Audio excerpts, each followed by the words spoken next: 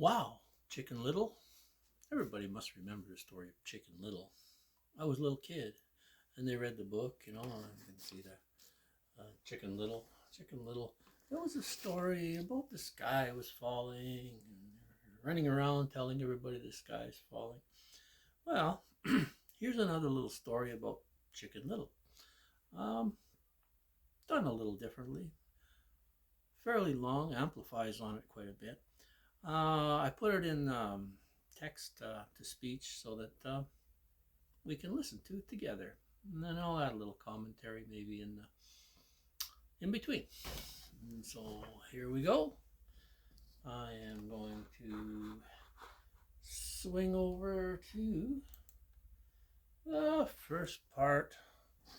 And if you wish, you can actually maybe read along with it. There we go. Play. How do we play here? Oh, come on. Here we go. Generate. There we go. Oh, I have already generated it, so play it. Verify. You are human. Here I am. Here we go. Chicken Little, the Sky Fell. Small Blue Diamond Part 1, The Crack in the Sky. It started with a sound. Not thunder. Not a jet. A sharp crack, like glass under pressure. Then silence. Chicken Little was walking home from school when it hit her. A small, cold object struck the top of her head, whack. Bounced once on the sidewalk and landed in the gutter with a hollow clink. She winced, rubbed her scalp, and looked around. Nothing above but blue. Cloudless. Still. Perfect. She bent down to pick it up. It was strange. Smooth. Cool to the touch. Lighter than glass, but harder than plastic. Shaped like a shard, thin, curved, faintly glowing at the edges. She turned it over. On one side, it was mirror-like, reflecting not her face, but static. Like a busted screen. On the other, pure sky blue. Exactly the color of the sky above. Her heart thudded. No way, she muttered. She looked up. And saw it. A hairline crack. Faint. Almost invisible. Stretching across the sky like a scratch on a dome. Then it was gone, hidden again behind the perfectly projected firmament. She glanced back at the shard in her hand, eyes wide. It hit me, she whispered. A piece of the sky. She stood frozen on the sidewalk, the world moving normally around her, kids on bikes, cars humming by, weather drones zipping overhead. But something had changed. That night, Chicken sat at her bedroom window, staring up at the sky. The shard lay on her desk, pulsing faintly under the lamp like it was alive, or remembering something. She opened her notebook, the one nobody was allowed to see, and flipped past pages and pages of hand-drawn charts, launch logs, and timestamps. Every day, 1,600 balloons. Worldwide. She'd been tracking them for almost a year. At first, it just seemed weird. Yes, apparently they are launching 1,600 balloons a day, every day, worldwide. I say worldwide. Just continue here. Then it got terrifying. From every country, every continent, remote fields, offshore platforms, military bases, floating barges in the middle of nowhere, 1,600 massive balloons were launched into the sky daily. Each one roughly the size of a 10-story building. Each one timed down to the second. Always in sync. Always drifting upward toward the same invisible ceiling. No one talked about it. Not really. The media ran fluffy segments now and then. Mysterious balloon launch, art collective expands, or are weather balloons the new weather satellites? But no one ever asked the real question. Why? Chicken closed her notebook and looked up again. Tonight, she could see them, the silhouettes, barely visible, drifting higher in the dark. The 1,600 for today. And the sky? That tiny crack she'd seen earlier? It was bigger now. Only slightly. But definitely bigger. She gripped the shard in her hand. They're not measuring the sky, she whispered. They're pushing it. Yes, possibly they're pushing it. If you think of if there is a dome up there and they have balloons sitting against it with all kinds of equipment that allows them to stabilize the balloon and watch very closely, take pictures of the Earth from above. Maybe satellites don't theoretically exist. A theory. I don't know. I'm just guessing. But if they are putting that many balloons up against a dome, if it is a dome up there, which this could be fiction, I don't know. I'm just guessing. I'm guessing. But if you put that much pressure on something like a dome thing that's meant to hold up something, you can easily destabilize it. And with that many balloons up there, always, I mean, 1,600 a day, that's massive amounts of helium or hydrogen or whatever they're using. If it is pushing up against something, I mean, they have Starlink, you can go everywhere now, and it's just Starlink, so clear. And all these things are pointed more to the north than they are supposed to be. Geosynchronous satellites were supposed to stay to the like to the south. They were supposed to be directly on the equator, from what I was told years ago, and they had to be a little over 22,000 miles out to stay in sync with the rotation of the Earth. If in fact this is a round ball, I don't know. Anyway, I will continue on with the next part of this. We'll go to, let's see, where are we here? That was one. And let's try, I think this is two. Oh, okay, here. Okay, we'll do this one now.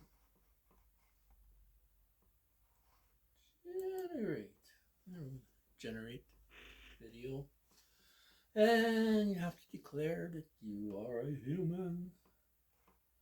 Verify you are human. Am I human? I don't know. Who knows? Call me whatever you like. Okay. Verify. Okay. Part 2. The breaking. She looked straight into her camera, the old one she used to stream her half-watched conspiracy rants. The sky isn't just falling. It's being broken. The dome wasn't just a barrier to space. It was holding something back. Water. A vast ocean above the firmament, an ancient secret, forgotten or denied. If the dome cracked wide enough, the flood would come rushing down. Flooding cities. Swallowing continents. Drowning the world, and still, the balloons kept rising, forcing their pressure against the Great Barrier. The sky cracked. Then it shattered. Blue flakes fell like broken glass, spiraling down from the heavens, and then came the water, torrents pouring down in streams from invisible ruptures above mountains, fields, and oceans. Waters gushed like waterfalls from the sky, flooding the land below. Stars tumbled down like fire. The moon disappeared. The sun ceased to rise, but still, the world was lit. Not from above, but from within. Then came the sound, the sky roaring open like 1,000 thunders stacked on top of each other. And within that roar, a figure appeared, Jesus, bathed in light, surrounded by a presence more real than air. He stood in the sky, not descending, not ascending, but appearing, as if he had been there all along. And the earth responded, from the ground, rivers, forests, deserts, oceans, humans and animals began to rise, not lifted by machines, not taken by force. They were called, pulled gently upward by something beyond gravity. Wolves, ants, elephants, children, even insects with wings too broken to fly. The kind, the peaceful, the pure-hearted. They rose. So did Chicken Little. She felt the tug, deep in her soul, and her body shimmered. Her fear vanished. She was changed. Light in weight, calm in heart. Well, that's what it says in these books. That's what it says in these books. You know, it says in these books that what did it say? The dead in Christ will raise first. It says will come out of the ground. And if in fact everything that has life comes back up, I mean, maybe we'll be in a better place. I kind of believe we will. Anyway, we'll go on with the next part of this. The city above the sky. Hey, the story's getting interesting. Generate again. Generate. Well, this isn't the best way to make videos, but you know what? I'm old. Verify you are human. I'll try again. Generating. Part 3. Part 3, the city above. The balloons, the ones that had broken the firmament, were gone now. Vanished upward, never to be seen again. And far, far above, she saw it. A city, square and glowing, hovering on the second firmament. A place not of this world. She landed gently, feet touching what felt like soft stone, though it shimmered like liquid light. All around her stood billions, humans and animals alike, gathered on a massive plain. A stillness filled the air. No panic. No chaos. Only awe. Ahead of them rose the structure. A glowing square city, 1,400 miles wide and 1,400 miles high. So immense that even from 100 miles away, they could not see its edges. Its height vanished into the misted sky. Yeah, can you imagine that? Now, the Bible depicts a new city, New Jerusalem. And I mean, if it's 1,400 miles square, even if you were 100 miles away from it, you wouldn't be able to see the sides or the top. Now that's big. That is huge. And if it had 12 foundations, I mean, in the Bible it talks about 7 heavens. Apparently in other cultures it talks about more. Maybe there's more. I don't know.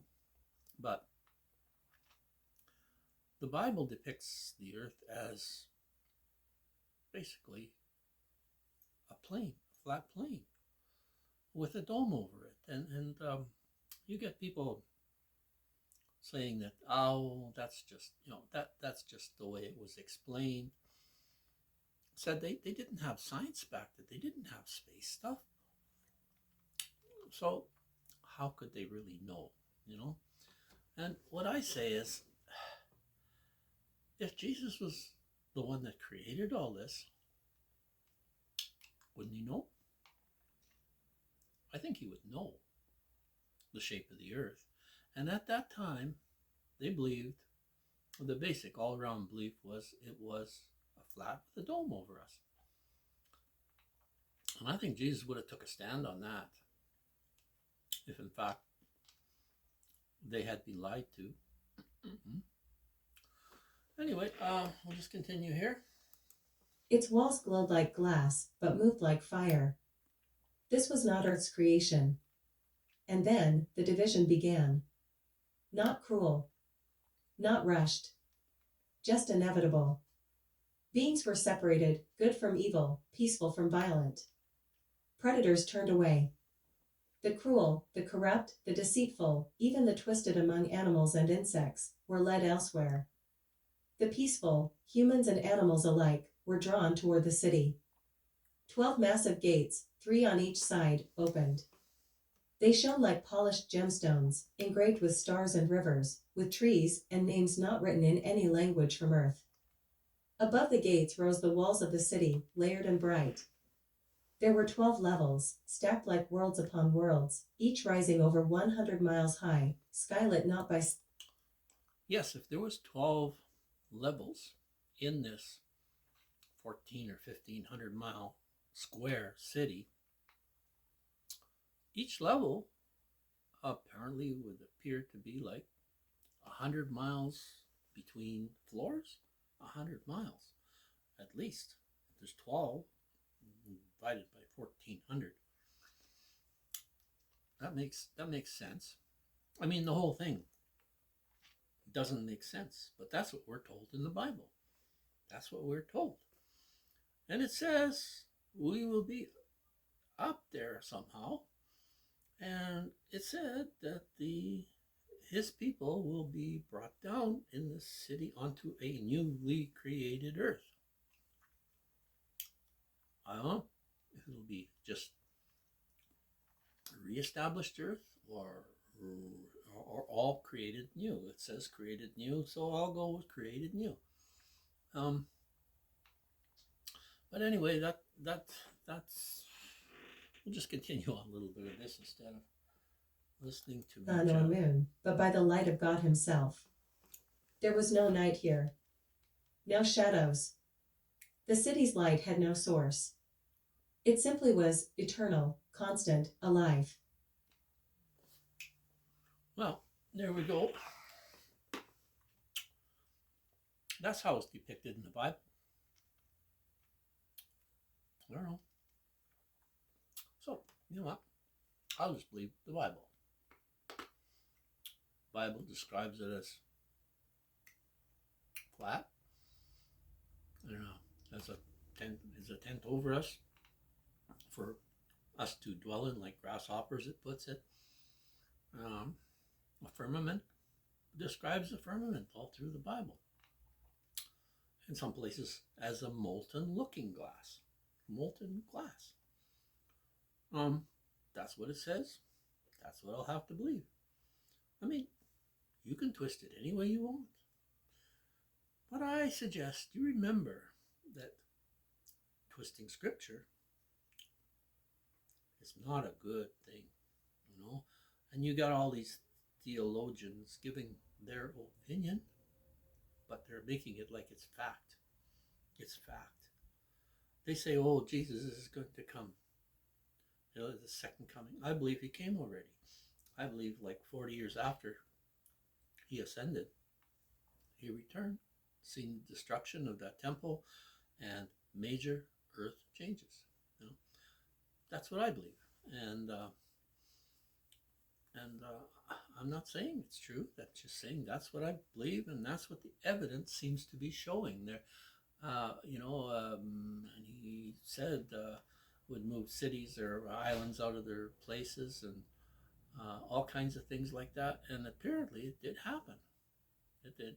You know, they're finding cities under oceans all over the world.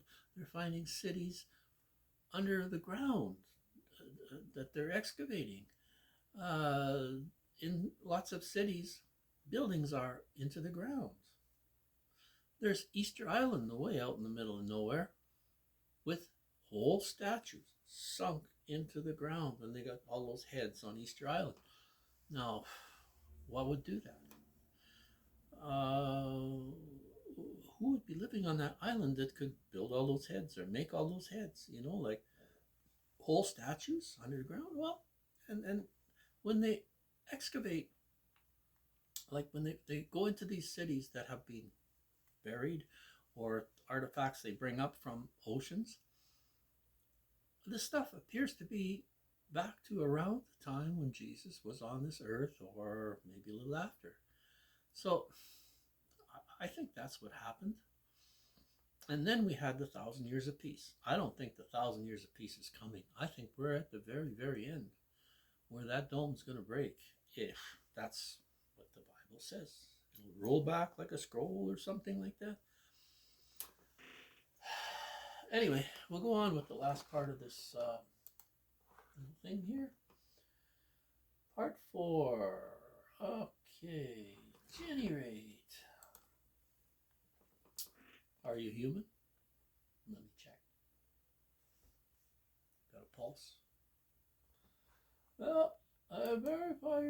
again. Here we go. Now, Part 4. The 12 levels of light and inside the gates. Each level was a realm of its own. Level 1. A realm of healing, where all brokenness, physical, emotional, even ancient grief, faded like mist. Level 2. The library of lives, where every story, every forgotten soul, and every sacrifice was remembered perfectly. Level 3. Reunions, families, friends, even lost companions, restored and reborn. Level 4. The hall of music, where the song of all creation could be heard and joined. Note by living note. Level 5. The animal sanctum, where creatures lived without fear or harm, equal in peace. Level 6. The grove of truth, where all things were known, and nothing hidden remained. Level 7. The observatory of the stars, where the full cosmos was shown as it truly was, firmaments upon firmaments. Level 8. A playground of eternal joy, built for the innocent, the childlike, the pure. Level 9. The river of time, where the past, the present, and the possible could be walked like garden paths. Level 10. The vault of peace, where no weapons, no war, and no anger could even be imagined. Level 11. The mountain of voices, where the sound of God could be heard, directly, clearly, beautifully. Level 12. The throne, not of fear or fire, but of light, where the Creator dwelled without barrier. Chicken Little stood on the first level, surrounded by those who had endured, who had chosen love, who had refused to harm. She turned once, looking back through the gates. The old world, the broken dome, the falling stars, all of it had faded.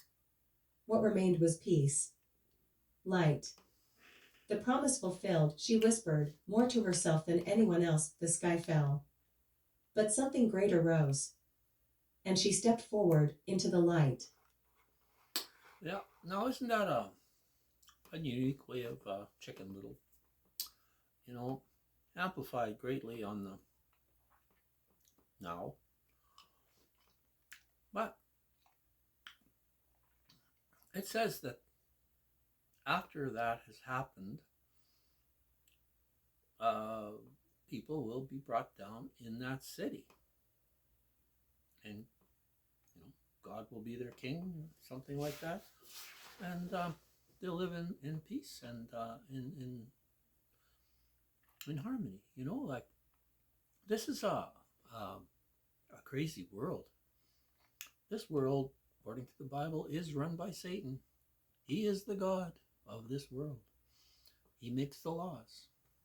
So we should follow the laws, providing that that something doesn't go wrong where you have to break a law. I mean, if I'm forced to speed to save somebody, if I'm forced to run a light or something to save somebody, uh, sometimes if I have to go through a red light to allow an ambulance to get through, I'll do it. You know, that's just uh, the right thing to do. You know, um, you get a ticket, you get a ticket, but at least you had an excuse, and God will forgive you. God won't hold you to that. I don't believe so. But anyway, it's just gonna put up this little video now and share it, copy it, put it on whatever place, on whatever media you want. Use it however you want. If you can use it, you want to use it, and you want to monetize, you want to make money on it, that's fine. You know, but I'm not going to monetize. I'll put a little link in the description soon. If you want to give a gift, buy me a coffee or something like that, then you can do so. You know, but this will be on different, YouTube and Rumble. So anyway, you have a good day, and hope you enjoyed the new version of the Chicken Little story.